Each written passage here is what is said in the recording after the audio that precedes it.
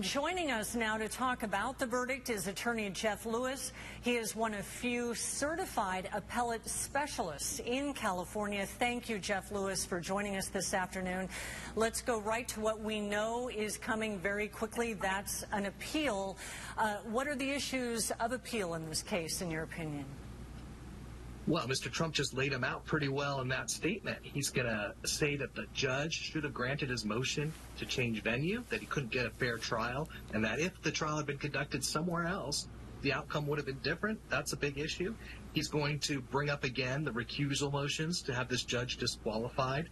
He's going to attack the jury instructions regarding unanimity and whether or not this other crime that was facilitated by the fraudulent business record should have been specified and agreed upon by the jurors. Those are the big arguments I would expect in an appeal.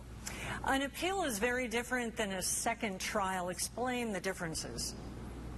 Yeah, when you're at trial, you can attack witnesses' credibility. You can call Cohen a liar. You can say this is a politically motivated trial.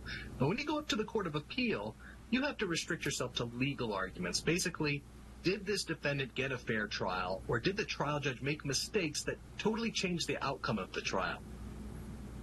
And sentencing is going to begin in around July 11th. So as you look at that, a stay during the appeal process, what do you expect moving forward as far as that goes?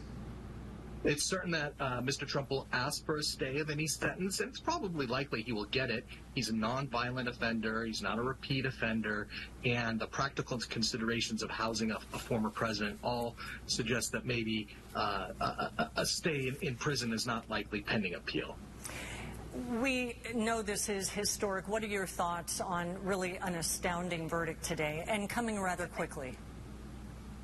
Yeah, the fact that the jury returned the verdict so quickly after such a short amount of deliberation, given the number of counts and the amount of paper and the length of the closing statements, I was expecting an acquittal based solely on the time that the jury took.